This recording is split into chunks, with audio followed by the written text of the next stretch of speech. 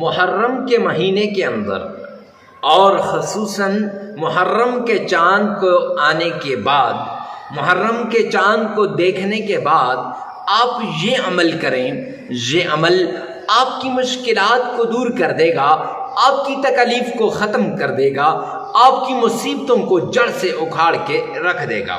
یہ ایسا عمل ہے جس سے مشکلات دور ہو جاتی ہیں، تکلیفیں ختم ہو جاتی ہیں، پریشانیاں دور ہو جاتی ہیں۔ پورا سال اس دن کا انتظار کرنا پڑتا ہے کہ کب محرم الحرام کا چاند آئے اور کب محرم الحرام کے چاند کو دیکھنے کے بعد میں یہ عمل کروں، کب محرم کے مہینے کے اندر میں یہ اس وظیفے کو کروں۔ لہٰذا محرم کے مہینے کے اندر یہ وہ عمل ہے جس سے رزق میں اضافہ ہوتا ہے، مال میں برکت ہوتی ہے اور اس کے ساتھ ٹینشنیں ختم ہو جاتی ہیں۔ پورا سال انسان فراوانی کے ساتھ، سکون کے ساتھ، عزت کے ساتھ جیتا ہے۔ معزز سامعین کرام، اگر آپ بھی چاہتے ہیں کہ آپ عزت کے ساتھ، فراوانی کے ساتھ، سکون کے ساتھ جئیں، پریشانیاں ختم ہو جائیں، اسی طرح رہیں جیسے پہلے تھے، تو آپ یہ عمل کرنا مت بھولیے گا۔ یہ عمل آپ کی مشکلات کو دور کر دے گا، تکالیفوں کو ختم کر دے گا۔ محرم الحرام کے مہینے میں کسی بھی دن، کسی بھی وقت آپ اس عمل کو کر سکتے ہیں۔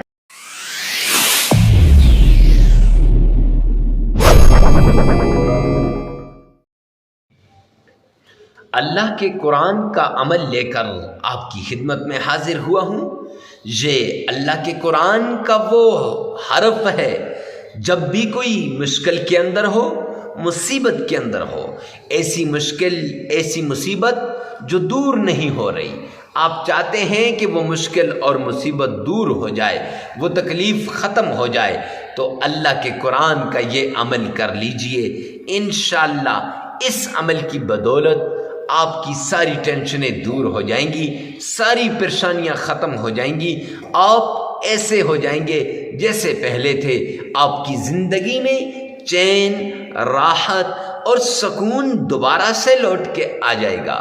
معزز سامعین کرام، یہ قرآن پاک کا عمل ہے، یہ عمل احادیث کا عمل ہے، یہ ایسا عمل ہے کہ اگر آپ اس عمل کو کریں گے، راحتیں، سکون، پریشانیاں، سب پریشانیاں ختم، راحتیں آپ کی زندگی میں لوٹ کے واپس آ جائیں گی، اور وہ بہاریں، وہ خوشیاں، وہ چمن اور وہ رنگینیاں جو آپ دوسروں کے لیے دیکھتے تھے اور آپ ان پر رشک کرتے تھے کہ کاش میری قسمت کے اندر بھی ہو، کاش میں بھی اس طرح سکون والی زندگی گزاروں، تو آج اس عمل کے بعد آپ انشاءاللہ چین، راحت اور سکون والی زندگی گزاریں گے۔ آئیے نا، جلدی کیجئے، اس عمل کو کیجئے۔ یہ عمل آپ کا منتظر ہے، یہ عمل اور آپ کی پریشانی کو دور کرنے کے درمیان صرف یہ عمل ہے کہ کب آپ کی پریشانی دور ہوگی، کب ٹینشنیں ختم ہوں گی، کب یہ بیماریاں دور ہوں گی۔ بیماریاں، جادو، جنات، تعویذات، نظر بد، بندش ایسے جڑ سے اکھڑ کے رہ جائے گا کہ آپ سوچ بھی نہیں سکتے۔ وہ میری پیاری مائیں اور بہنیں اور بیٹیاں جن کی اولاد نہیں ہے اور آپ چاہتے ہیں کہ اولاد ہو، یا ان کی اولاد کی گودیاں خالی ہیں، ماں کتنی پریشان ہوتی ہے جب اولاد کی گودی خالی ہوتی ہے۔ تو آج یہ عمل آپ کی خدمت میں لے کر حاضر ہوا ہوں۔ اکثر مجھ سے سوال ہوتے ہیں، حضرت کوئی ایسا عمل بتا دیجئے جس سے اللہ سبحانہ و تعالی ہمیں نرینہ اولاد عطا کر دے، جس سے اللہ سبحانہ و تعالی ہماری خالی گودی کو بھی بھر دے، کیونکہ ظالم زمانہ یہ زبان کے تیر چلا چلا کے، یہ زبان کے نشتر چلا چلا کے ان کے دل کو ایسے زخمی کرتا ہے، رب کائنات کی قسم، کہ وہ اپنی زندگی سے اکتا جاتے ہیں۔ حالانکہ یہ اللہ کا معاملہ ہوتا ہے، یہ جو رب ان کی گود کو خالی کر سکتا ہے وہ آپ کی گود کو بھی خالی کر سکتا ہے۔ ہر پل، ہر آن، ہر گھڑی اپنے رب سے ڈرتے رہنا چاہیے۔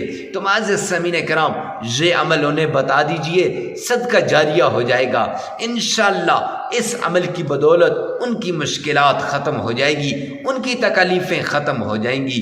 یہ ایسا عمل ہے کہ آج تک جس نے بھی اس عمل کو کیا اس کی مشکلات ختم ہو گئی، اس کی تکلیف ختم ہو گئی۔ تو آئیے چلتے ہیں اس پیارے عمل کی طرف جس سے مشکلات ختم ہوتی ہیں، تکلیفیں ختم ہوتی ہیں، ٹینشنیں ختم ہوتی ہیں۔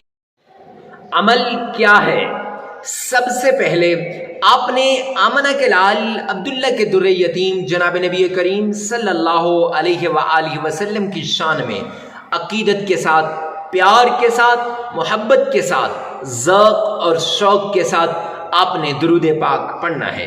اس طریقے سے پڑھیے گا گویا آپ روضہ رسول کی جالیوں کو تھام کے کھڑے ہیں، آپ نے روضہ رسول کی جالیوں کو تھاما ہوا ہے۔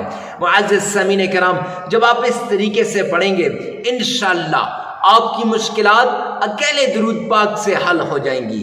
یہ قرآن پاک کے یہ جو حدیث پاک کے اندر پیارے پیغمبر نے فرمایا ہے کہ آپ مشکلات کو دور کرنا چاہتے ہو، تکلیفوں کو ختم کرنا چاہتے ہو تو درود پاک کا ورد کریں۔ جامعہ ترمذی کے اندر جلد 2 کے اندر یہ روایت ہے کہ سرور کونین نے فرمایا جو شخص 3 مرتبہ درود پاک پڑھتا ہے نا، وہ اللہ رب العزت کی ذمہ داری میں آ جاتا ہے۔ لہٰذا جب آپ 3 مرتبہ درود پاک پڑھیں گے اللہ رب العزت کی ذمہ داری میں آ جائیں گے۔ آپ چاہتے ہیں نا ذمہ داری میں آ جائیں تو پھر اللہ آپ کے غیبی کاموں کو کرے گا، اللہ سارے کاموں کو کرے گا، مشکلیں حل ہو جائیں گی، تکلیفیں دور ہو جائیں گی، مصیبتیں ختم ہو جائیں گی۔ تو معزز سامعین کرام، یہ وظیفہ آپ کی مشکلات کو دور کر دے گا۔ لہٰذا آپ نے سب سے پہلے درود پاک پڑھنا ہے 3 مرتبہ۔ کون سا درود پاک، کتنی مرتبہ پڑھنا ہے اور کیسے پڑھنا ہے؟ تو درود پاک درود ابراہیمی، نماز کے اندر پڑھے جانے والا درود پاک۔ اب اکثر لوگ مجھے کہتے ہیں مفتی صاحب آپ یہ نماز والے درود پاک پر ہی زور کیوں دیتے ہیں؟ تو سن لیجئے، نماز والا درود پاک ہم دن میں کئی مرتبہ پڑھتے ہیں، نمبر 1، اور نمبر 2 نماز والے درود پاک جو ہوتا ہے اس کا تلفظ ہر ایک کو آتا ہے، آسانی سے پڑھ سکتا ہے، کوئی مشکل نہیں ہوتی، تکلیف نہیں ہوتی، پریشانی نہیں ہوتی۔ باقی درود پاک کو یاد کرنا پڑتا ہے، اسے یاد بھی نہیں کیونکہ یہ پہلے سے یاد ہوتا ہے۔ اور تیسری جو بات ہے کہ پڑھنا کتنی بار ہے، 3 بار پڑھنا ہے، اور کیسے پڑھنا ہے تو آئیے میرے ساتھ مل کے پڑھیے گا۔ اللہم صلی علی محمد وعلی آل محمد کما صلیت علی ابراہیم وعلی آل ابراہیم انک حمید مجید۔ اللہم بارک علی محمد وعلی آل محمد کما بارکت علی ابراہیم وعلی آل ابراہیم انک حمید مجید۔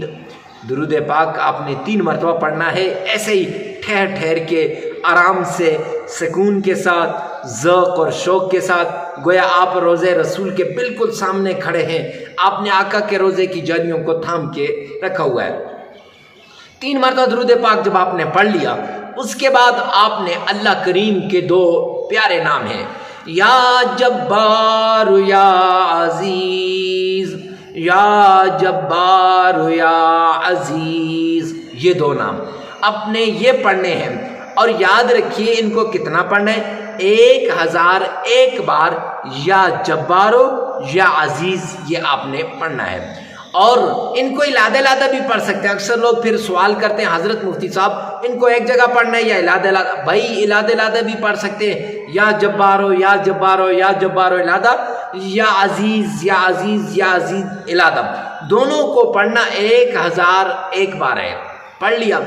اب اس کے بعد آپ نے قرآن پاک کی چھوٹی سی سورت ہے جسے سورہ انشراح کہتے ہیں، الم نشرح لک صدرک ووضعنا عنک وزرک الذی انقض ظہرک ورفعنا لک ذکرک فإن مع العسر يسرا إن مع العسر يسرا فإذا فرغت فانصب وإلى ربك فارغب۔ یہ صورت آپ نے پڑھنی ہے، یہ صورت آپ نے صرف 11 بار پڑھنی ہے۔ کتنی بار؟ 11 بار آپ نے پڑھنی ہے۔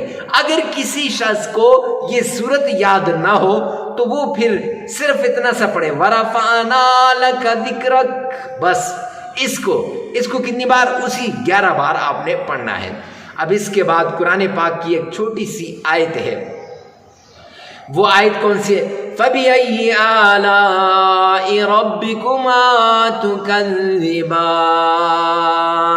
یہ آیت آپ نے پڑھنی ہے۔ معزز سامعین کرام، یہ آیت آپ نے 313 مرتبہ پڑھنی ہے، 313 مرتبہ آپ نے آیت پڑھنی ہے۔ پھر اس کے بعد درود پاک کو آپ نے پڑھنا ہے۔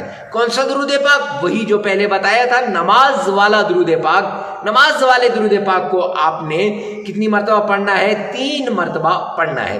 عمل مکمل ہو جائے گا۔